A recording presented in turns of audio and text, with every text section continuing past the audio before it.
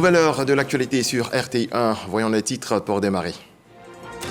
Hier dimanche, en marge du premier sommet sur la paix en Ukraine, le président de la République, Alassane Ouattara, a eu un entretien avec son homologue ukrainien Volodymyr Zelensky.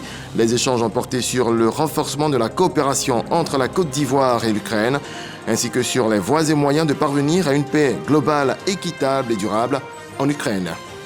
C'est ce dimanche que les fidèles musulmans ont célébré la Tabaski, la plus importante fête. Elle commémore la force de la foi d'Ibrahim à son Dieu. Dans plusieurs mosquées du pays, les fidèles ont été exhortés à imiter ce personnage du Coran. Dans cette édition, nous ferons un tour dans plusieurs lieux de culte à travers le pays. Et puis au Nigeria, l'inflation continue à battre tous les records en atteignant cette fois son taux le plus élevé en 30 ans. En mai 2024, l'inflation générale a atteint 33,95% dans le pays le plus peuplé d'Afrique, alors que les prix de la nourriture ont bondi de 40,66% par rapport à 2023. Bonjour à tous, bienvenue dans cette nouvelle édition. Ce dimanche, en marge du premier sommet sur la paix en Ukraine qui s'est tenu en Suisse, le président de la République, Alassane Ouattara, a eu un entretien avec son homologue ukrainien Volodymyr Zelensky. Échange sur le renforcement de la coopération entre la Côte d'Ivoire et l'Ukraine, ainsi que sur les voies et moyens de parvenir à une paix globale, équitable et durable en Ukraine. La Côte d'Ivoire et l'Ukraine, il faut le rappeler, ont renforcé leurs liens ces dernières années. Le 11 avril 2024, l'Ukraine a ouvert une ambassade en Côte d'Ivoire et en 2023, le volume des échanges commerciaux entre les deux pays s'élevait à environ 59 milliards de francs CFA. Et puis le président de la République, Alassane Ouattara, a regagné Abidjan dans l'après-midi de ce dimanche 16 juin 2024, après avoir pris part, je le disais, en Suisse, au premier sommet sur la paix en Ukraine. Le chef de l'État a été accueilli à sa descente d'avion à l'aéroport Félix Houphouët-Boigny par le Premier ministre Robert Bugri-Mambé et quelques membres du gouvernement, notamment le ministre d'État Téné Birahima Ouattara et la ministre Niali Kaba, ministre de l'économie. Et parlant justement d'économie, jetons un coup d'œil sur la deuxième édition du forum RUPAT, dont l'ouverture s'est déroulée à Marcory autour du thème « L'investissement direct de la diaspora afro-descendante en Afrique ». Khalil Diomandé a les détails. La diaspora africaine appelée au retour et à l'investissement sur le continent à la deuxième édition du forum RUPAT. Un rendez-vous initié pour inciter les Africains vivant en Occident, en Amérique ou en Asie à développer des projets dans leur pays d'origine. Face à cette diaspora, la ministre-gouverneure du district autonome des Lacs, Raymond Goudou Kofi, ressasse le message. La vision même du président de la République, qui a toujours demandé à tous ceux qui sont à l'extérieur, tous les Ivoiriens qui sont à l'extérieur, tous les Ivoiriens qui sont capables d'investir en Côte d'Ivoire, de rentrer et de venir continuer la valorisation de leur pays, au point de vue économique, au point de vue social, au point de vue culturel, au point de vue environnemental. Le président de la République a bien dit qu'on a besoin de tout le monde. Parrain de la deuxième édition du forum RUPAT, la voix du Premier ministre Robert Bugri-Mambé est portée par le ministre des Transports, Amadou Koné. Le regard du monde changera sur l'Afrique. Nous en sommes persuadés. Les choses évoluent bien globalement sur le continent, particulièrement en Côte d'Ivoire, Madame la République, c'est ici, vous en direz plus. Tous les indicateurs sont verts. Je suis certain que comme vous l'avez fait sur d'autres continents, vous le serez ici, en Côte d'Ivoire. Et dire que vous trouverez auprès de l'ensemble du gouvernement ivoirien le soutien qu'il faudra. Un panel a permis au CEPICI, le Centre pour la promotion des investissements en Côte d'Ivoire, de présenter les opportunités d'affaires qu'offre le pays. La rencontre qui a vu la participation de l'ambassadeur de France, pays qui accueille la plus forte diaspora ivoirienne, s'est achevée le lendemain par une visite à Toumoudi pour voir deux exemples concrets d'investissement, l'un dans le cajou et l'autre dans le levage. Il couvre plus de 70% de la planète, il produit au moins 50% de l'oxygène et abrite la majeure partie de la biodiversité terrestre. L'océan est une source de vie sur Terre. À l'heure de la journée mondiale célébrée chaque 8 juin, c'est le lieu de marquer un arrêt et s'interroger sur son état de santé En Côte d'Ivoire, c'est le 15 juin dernier à Port-Bouët que les acteurs se sont retrouvés. Didier Nguessan. Sensibiliser le public à une meilleure gestion des océans et de leurs ressources. C'est l'objectif de la Journée mondiale des océans célébrée tous les 8 juin. La société civile et les Nations unies accordent leur violon pour la protection des océans. La dégradation des zones côtières, les inondations et la pollution affectent les moyens de subsistance de millions d'Ivoiriens. Les impacts climatiques pourraient faire baisser le PIB réel jusqu'à 13% d'ici 2050. L'oxygène que nous respirons vient principalement de nos océans. Nos océans constituent également la principale source de protéines. D'ici 2030, il y aura pas moins de 40 millions d'emplois créés à partir de l'océan. Ce tableau-là, il est malheureusement assombri par un certain nombre de choses, parmi lesquelles des actes que nous posons nous-mêmes. Changer les habitudes et adopter un rapport avenant à l'océan par la découverte de l'écosystème qu'il renferme. La Côte d'Ivoire met l'accent sur la prise en charge écologique et rationnelle des océans. La Côte d'Ivoire a prévu planter et restaurer sur le littoral 75 000 hectares en 10 ans de forêts de mangroves, soit 7 500 hectares par an. Cependant, moins de 500 hectares sont actuellement reboisés dans les secteurs de Sossandra, Grand Laou et Adiaké, ce qui représente 0,66% de superficie initiale. Cela démontre une mauvaise compréhension du rôle que jouent les mangroves par nos concitoyens et comment les aider à préserver cet écosystème. L'édition 2024 de la Journée mondiale de l'océan porte sur l'exploration de nouvelles profondeurs avec pour slogan « Apprenons à mieux connaître notre océan et notre zone côtière ». On en vient à la fête de la Tabaski, célébrée ce dimanche dans plusieurs localités en Côte d'Ivoire. Les musulmans ont pris d'assaut les mosquées pour implorer la faveur d'Allah sur notre pays. Je vous amène à Marcory, San Pedro, Doropo et Bandoukou. En ce jour de la célébration de l'Aïd el-Kébir ou la Tabaski, les fidèles musulmans de Marcory-Remblai se sont rendus à la mosquée Madina pour la prière. Une prière officiée par l'imam Lassina Sissoko. Dans son sermon, il a exhorté les fidèles à s'approprier les valeurs de la solidarité, gage d'une communauté musulmane harmonieuse. Un message bien perçu par les fidèles. Il y a des valeurs en islam et ces valeurs doivent être maintenues vaille que vaille, coûte que coûte. L'union, la solidarité au sein de la communauté. Ce qui me vaut d'ailleurs l'honneur d'être là aujourd'hui au nom du ministre Tchagwa qui a instruit au nom du président de la République qu'on puisse manifester cette solidarité dans les foyers. L'Aïd el-Kébir est la plus importante des fêtes musulmanes. Elle est appelée Tabaski dans les pays d'Afrique de l'Ouest et d'Afrique centrale. Célébration de la fête de la Tabaski à San Pedro. Tôt le matin, les fidèles musulmans ont pris d'assaut les différents lieux de prière, comme ici à la place Terre Rouge, au Bardo, ou dans la cour de la mosquée Lac-Cité Balmer. Dans son homélie, l'imam Traoré Kissima, tout en remerciant les autorités pour les facilités du Hajj, a exhorté les fidèles à la paix et à la tolérance.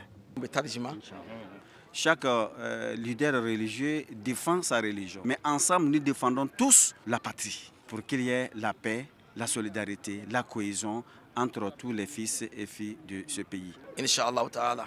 La veille, le maire de la commune, Nakariga Sissé, a partagé des vivres composés de bœufs, de moutons et du riz aux populations défavorisées. Comme chaque année, les fidèles musulmans de la commune de Bandoukou se sont encore rendus à l'esplanade du Petit Marché pour la prière marquant la célébration de l'Aïd el-Kébir. Dans son sermon, le grand imam de Bandoukou El Hadj Ismaël Timité, qui a dirigé la prière, a imploré Allah afin qu'il renforce la cohésion et la paix en Côte d'Ivoire. Aux côtés des fidèles musulmans pour cette prière, les autorités administratives et politiques de la région.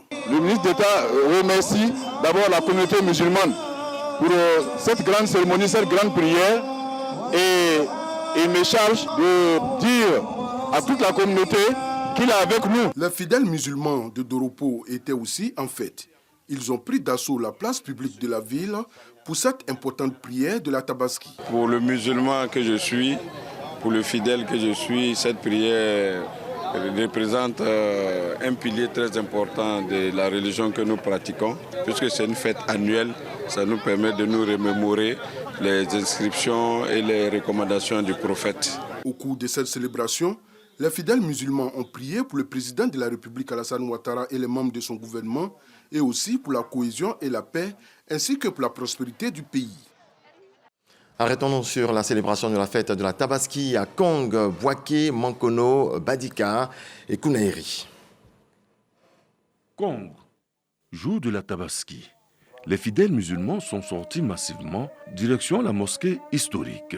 Il s'agit ici d'accomplir les 2 rakats consacrés, puis écouter le sermon de l'imam, El Hadj Bassanassi Sanogo. L'imam n'a pas manqué d'adresser des bénédictions pour le président de la République Alassane Ouattara et pour la paix en Côte d'Ivoire. Dans le même élan, les autorités de la ville, notamment le premier adjoint au maire Bamoussa Ouattara, a, au nom du maire Abdraman Berté Tiemoko, souhaité une agréable fête à la communauté musulmane de Kong, de toute la région du Tchologo et de la Côte d'Ivoire. Après le sacrifice de l'imam, c'est au tour des familles d'immoler leur bélier. La fête de l'Aïd el-Kébir intervient 2 mois et 10 jours après la fête de Ramadan. Mosquée Rayane de Badika.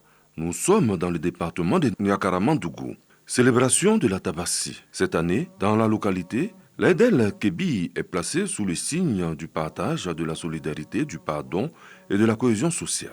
Occasion pour l'imam Aboubakar Traoré d'inviter ses coreligionnaires à être des vecteurs d'unité et du vivre ensemble.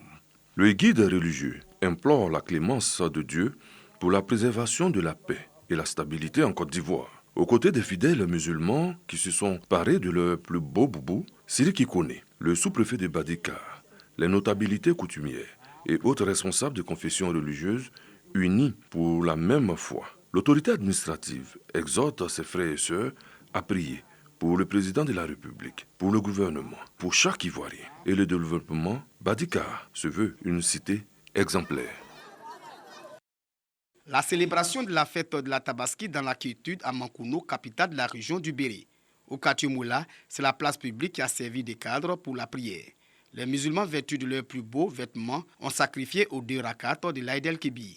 L'imam Mamadou Samkade rappelle le sens de l'acte de soumission et de dévotion d'Abraham à Dieu avant d'inviter ses coreligionnaires à promouvoir les vertus de paix, de cohésion, de partage et de solidarité. Le représentant du préfet de la région, préfet du département de Mankono, exhorte les populations à soutenir le président de la République dans sa quête d'une Côte d'Ivoire stable et prospère. Le sacrifice d'Abraham à Dieu, imité par les musulmans de la ville de Kounaïri, dans la région du Béré. Ce dimanche 16 juin 2024, à la Grande Mosquée, les fidèles se sont réunis pour écouter le sermon de l'imam Bakayoko Lassina, lequel a appelé au vivre ensemble et à la cohésion, mais surtout au partage. Cette année, les fidèles musulmans de Kounaïri ont reçu des dons de la part du ministre-gouverneur du Woroba, Moussa Dosso, 10 bœufs pour la fête de la Tabaski, réceptionnée par le maire. J'exhorte nos guides religieux à pratiquer le bon vivre ensemble et de sensibiliser toujours, parce que sans la paix, nous ne pouvons pas vivre dans un environnement sain. La Tabaski, la plus grande fête musulmane, marque également la fin du Hajj, le pèlerinage à la Mecque, l'un des 5 piliers de l'islam. Une autre célébration ce dimanche, la fête des pères, ce 16 juin, à Toumoudi, dans la région du Bélier. Cette fête a été célébrée dans le recueillement. Les regards se sont tournés vers le Dieu créateur. Eugène Atoubé. À la paroisse Saint-Jean-Paul II au quartier Zahir 3, une messe d'action de grâce pour célébrer les pères. De tous ces hommes de diverses conditions et en union de prière avec les musulmans en ce dimanche de Tabaski, personne n'a prévu de manifestation grandiose, colorée et rythmée comme vue pour la fête des mères. Ils ont plutôt choisi de venir prier Dieu et par l'intercession de la Vierge Marie, exprimer au Très-Haut toute leur reconnaissance. Notre Père dans les cieux, nous rendons grâce, nous lui demandons de bien veiller sur nous, qu'il exauce toutes nos prières, afin que tous les papas du monde entier, en tout cas, profitent de sa bienveillance, de ses grâces, de ses bienfaits. La fête des pères, c'est un dimanche. Un dimanche où nous sommes venus honorer notre Dieu qui est Père. Alors en appelant Père aussi, vous voyez, le rôle, cela nous interpelle, le rôle que le Père doit jouer dans la famille. Et ce rôle-là, il doit le faire en se référant à Dieu. Pour une journée dédiée au Père, les hommes se sont effacés devant les femmes plus expressives, laissant éclater leur joie et démonstrative à chaque chant de la chorale. Joie à laquelle se mêle un bonheur infini et le prolongement de la reconnaissance que leur expriment à leur fils, aujourd'hui Père, lequel en ce jour qui leur est dédié, redonne à la mère toute son importance et sa valeur. Quand on célèbre le Père, il faut célébrer aussi la mère. Parce que les mères sont souvent celles qui font des pères. Il y a des mères qui ont perdu très tôt leur époux, mais qui ont éduqué leurs enfants de façon correcte, qui en ont fait des personnes responsables, des cadres. Donc en célébrant le Père, on peut les célébrer également. Le Père, socle de la famille, et pour les enfants qui en sont issus, héros au sourire de tout. Le Père célébrant a magnifié cette responsabilité et ce rôle du Père que les hommes sont appelés à assumer, rappelant le soutien discret et efficace de la mère. L'exemple présenté aux fidèles est Dame Clémentine Tassi, la mère aimante, magnifiée et honorée par toute la communauté paroissiale de Saint-Jean-Paul II du quartier ZR3. Je rends grâce à Dieu de m'avoir donné les enfants qui m'ont célébré aujourd'hui. Soit de bons pères, de pères exemplaires. Hier, la fête des mères. Aujourd'hui, la fête des pères. De moments où les femmes, dans leur rôle, marquent de leur empreinte. Fierté et honneur pour les pères, le grand bonheur de toute la famille.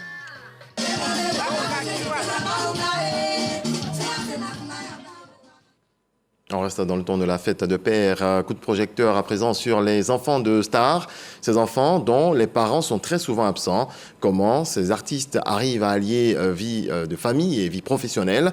Serge Pacomdidi, notre reporter, a rencontré les enfants de l'artiste-chanteur David Taïro et de l'acteur Franck Vlehi. Le commentaire de Jean-Marc Adjadji. Les frères jumeaux, Guy Roland et Jean-Philippe, se rendent avec un présent dans le studio d'enregistrement de leur père, qui n'est autre que l'artiste chanteur, musicien, arrangeur ivoirien Edson David Taïro. C'est la fête des pères. Au moins, eux, ils n'oublient pas. C'est un matériel de travail.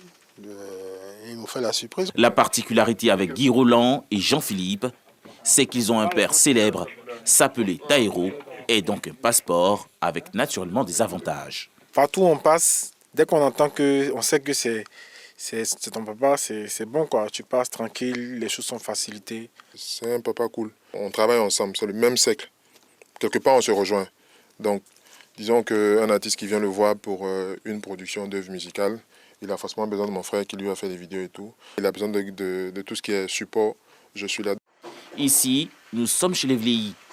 Nous trouvons l'épouse et les enfants de l'acteur ivoirien Franck Vlehi. Encore au boulot, il est attendu impatiemment par la famille pour la célébration de la fête des pères. On va lui offrir les cadeaux qu'on a prévus. Et toute la journée, ça sera une série de célébrations. Franck Vlehi et son épouse sont parents de 7 enfants. Les 4 derniers parlent de leur père. Je suis fier de papa. Disons que je suis vraiment content quand je le vois à la télé. Et quand mes amis viennent me parler de lui à l'école, je suis encore plus heureux. Je dis vraiment merci à papa parce qu'il m'inspire beaucoup.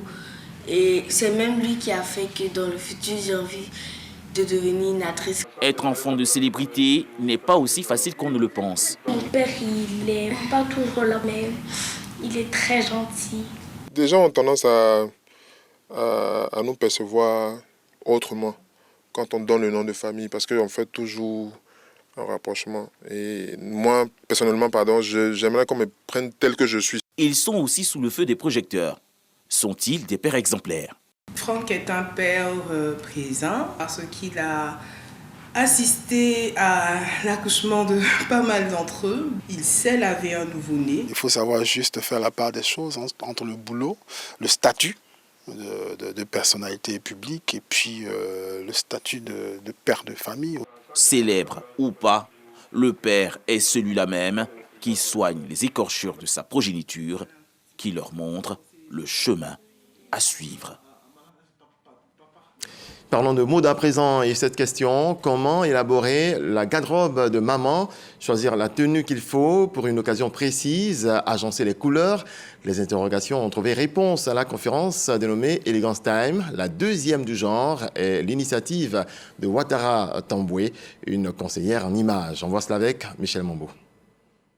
Au boulot, en soirée, en rendez-vous ou encore en cuisine, Désirée met un point d'honneur à être coquette. Se sentir belle, selon elle, est essentiel. Quand souvent tu t'habilles, tu sors de la maison, mais les enfants même sont déjà contents.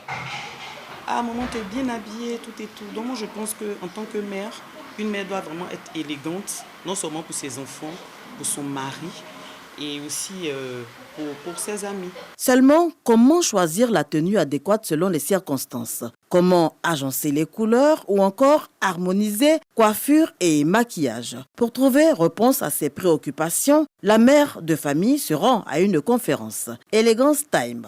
Comme elle, plusieurs femmes au rendez-vous, il est question de la garde-robe de maman. Alors cette conférence est bienvenue pour apporter une touche ou un plus à la gente féminine dans sa façon de se vêtir et de pouvoir choisir ses vêtements au quotidien en fonction des circonstances. Ça va me permettre maintenant de faire le bon choix selon mes habillements.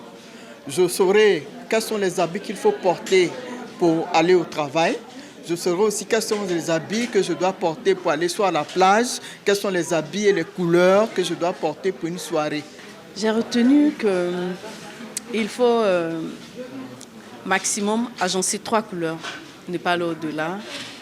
Aussi, comment apprendre à bien ranger un dressing, j'ai appris ça également. À l'initiative Ouattara Tamboué, la conseillère en images entend ainsi apporter une touche particulière au look des mamans ivoiriennes. C'est à travers ces événements que nous nous rencontrons, nous échangeons entre nous et nous nous faisons de nouvelles amies, nous nous faisons de belles rencontres, surtout pour des opportunités d'affaires et également pour apprendre à devenir élégante. On accepte des enfants, mais après les enfants, la vie ne s'arrête pas.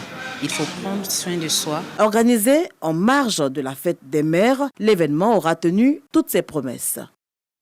Et puisque nous parlons des femmes, voici une information. Les femmes de la commune d'Assiné-Mafia ont été exhortées à l'entrepreneuriat agricole. C'était au cours d'une célébration à leur endroit. 1500 femmes qui ont répondu à l'appel ont reçu des lots en nature et numéraire d'une valeur de plus de 10 millions de francs CFA. Le reportage de Hamidi Rassouba. C'est sous la pluie que Pierre Magne, maire d'Assiné-Mafia et son conseil municipal ont célébré les femmes issues des 48 associations de la dite commune. Elles sont instruites et sensibilisées à l'entrepreneuriat agropastoral. Mon association et moi, nous sommes très contentes parce qu'aujourd'hui, grâce au maire, nous serons épanouis. Occasion pour le maire de dresser le bilan en faveur des femmes. Nous allons faire des marchés, construire des marchés. Il faut les approvisionner et il faut approvisionner Abidjan. C'est une ambition que nous avons parce que les produits d'Assini sont toujours de bonne qualité. Donc voilà, nous sommes vraiment engagés là-dedans parce que nous pensons qu'Assini mérite de porter au plus haut comparativement au nom qu'on a, qu'on relève, disons, le défi et qu'on fasse en sorte que vraiment au plan économique, au plan, disons, socio-culturel, au plan de l'autonomisation des femmes, Assini soit au devant de toutes ces opérations. La question du genre est vraiment bien traitée au niveau de la mairie d'Assiné-Mafia. Et je voudrais demander aux femmes de s'impliquer pour que les vœux du maire soient réalisés. Une enveloppe de 3 millions de francs CFA a été distribuée à chaque association en vue de poursuivre leurs activités. C'est avec les bras chargés que chaque maman est retournée chez elle. En culture, on s'arrête sur le vernissage des œuvres d'art de l'artiste peintre ivoirien Yanzi, intitulée Pandore, une exposition réalisée sur des thématiques de transmission de valeurs à la jeunesse. Serge Pakomdidi, Jean-Marc Djadji. Des étudiants de l'INSAC, Institut national supérieur des arts et de l'action culturelle, captivés par les œuvres de l'artiste peintre et plasticien ivoirien Saint-Étienne Yanzi. Cela à l'occasion de cette exposition intitulée Pandore. Le devoir de transmission de valeurs culturelles, de bonnes mœurs sont entre autres les thématiques développées par ce vernissage. C'est magnifique et c'est plein de sens. Traite le sujet de la jeunesse et l'espoir pour notre jeunesse. Et donc voilà, c'est vraiment inspirant. À travers sa technique de plastique fondu, Yeanzi élabore un champ de questionnement critique sur le devoir de transmission mémorielle des sociétés humaines. Pandore, en fait, c'est une étude au préalable de l'état des lieux, de l'influence culturelle sur la jeune génération ou la jeune population. Cette étude faite sur l'influence justement de toute cette production artistique et culturelle met en lumière à la fois les avantages et les inconvénients. Pandore propose en fait un arsenal de réponses culturelles aux problématiques sociales. Galéristes et professionnels des arts sont aussi séduits par ses œuvres. Le travail qu'il a fait dans cette collection accomplit beaucoup de messages pour la jeunesse. C'est quelqu'un à encourager et c'est quelqu'un qui fait la fierté de notre pays, la Côte d'Ivoire. C'est une série d'œuvres qui est très enrichissante, notamment par l'histoire et la thématique que propose l'artiste à travers ses œuvres. Et ça permet vraiment à chacun d'avoir sa propre dimension sur ce travail. Jusqu'au 29 juin, Yeanzi poursuivra cette exposition pour davantage propager à travers l'art une nouvelle vision de la Côte d'Ivoire et même de l'Afrique. On passe par la case éducation à présent. Les meilleurs écoliers de la commune de Cocody récompensés. Ils sont 29, ces récipiendaires qui ont été primés par le maire de la commune, Godefroy Okamawa. Ils sont au nombre de 29, les meilleurs des élèves primaires publics et privés de la commune de Cocody. Ils reçoivent des certificats et du numéraire en guise d'encouragement pour les résultats obtenus au cours de l'année scolaire. Parmi eux, Grâce Esther Assouman, elle est la première des meilleures au CEPE 2024 dans la commune de Cocody avec une moyenne de 165 points sur 170. Ils reçoivent des ordinateurs portables, de quoi motiver les autres élèves. Je suis vraiment heureuse d'avoir reçu tous ces prix. J'encourage tous ceux qui n'ont pas eu le CEP à travailler davantage. Par la voix de leur porte-parole, ces écoliers expriment leur reconnaissance au premier magistrat de la commune de Cocody. Nous sommes très heureux de la reconnaissance de notre travail scolaire et nous disons une fois de plus merci à Papa Yassé, que Dieu le vous rende au centuple. Pour la directrice régionale de l'éducation nationale, l'initiative s'inscrit dans la vision du président de la République à travers la reconnaissance des valeurs et de déceler les meilleurs et surtout faire d'eux des modèles. Cette célébration réjouit le cœur à la fois des enfants eux-mêmes, des enseignants qui les ont encadrés et des parents. Le maire Jean-Marc Yassé exprime sa fierté pour les performances remarquables des apprenants de sa commune. Dans cette dynamique, il s'engage à accompagner les efforts de ses meilleurs élèves. Chers enfants, maintenez ce cap et puis faites en sorte qu'une fois au collège, mais nous soyons toujours honorés de vous avoir. Et avec le conseil municipal que j'ai à mes côtés, ils ont validé ces enfants qui partent en classe de 6e au collège.